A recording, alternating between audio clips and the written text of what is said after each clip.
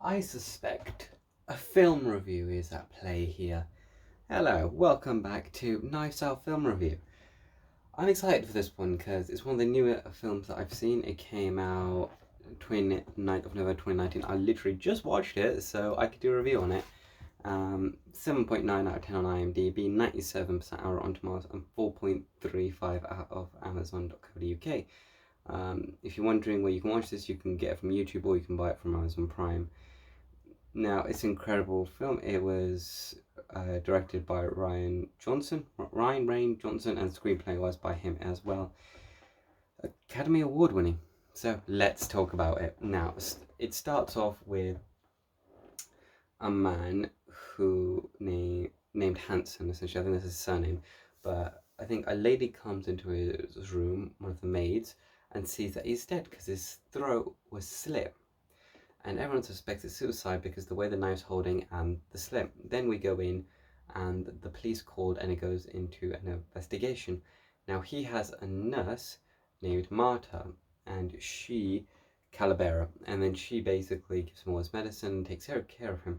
All the people are dead and these investigators come and they come in to investigate the crime scene and see what's happened here.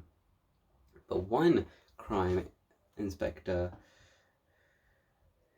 in particular, played by Daniel Craig, Detective Bennett Blanche, French name, suspects more, that there's more going on around these parts than just suicide. He interviews every single one of the members of the family and tries to get any sort of information that he can out of them to figure out what's happened, and he gets a lot of different answers, but it turns out a lot of them are lying. How does he know this? Because he meets the nurse Marta and he asks her some questions, and turns out when she can't tell a lie, because if she does, she physically vomits. Not just internally, that she feels sick from lying. No, she actually vomits when she lies.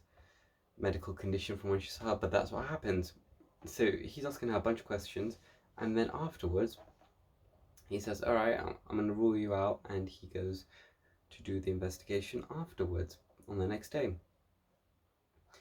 And he goes there, and that's what the will reading is, and that's when you meet this character, Chris Evans' character, Ransom Drysdale, and he's had an argument with his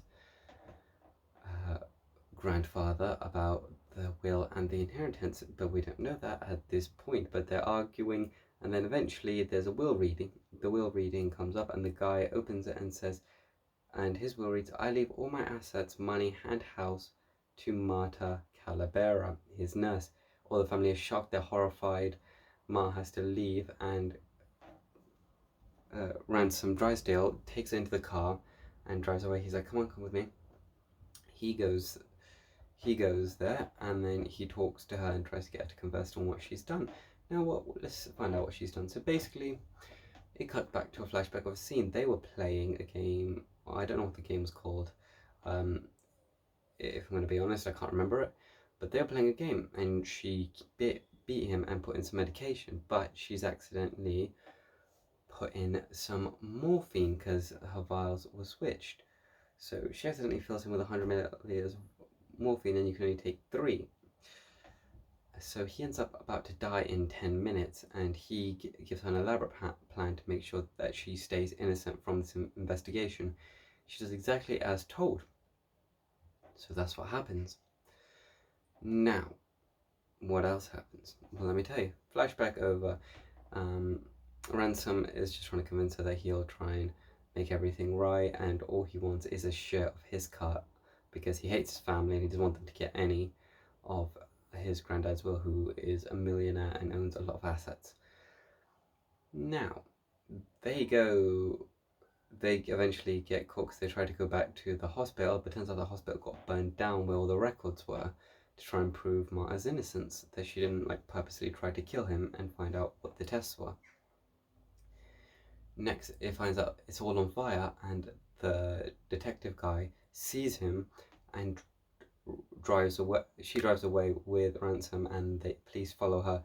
They eventually get caught, and he gets taken away for a hearing, and he admits to all of it, and she's not mad about that. And eventually she has to meet up because she's got a note that says you need to meet me at this location at 10 p.m.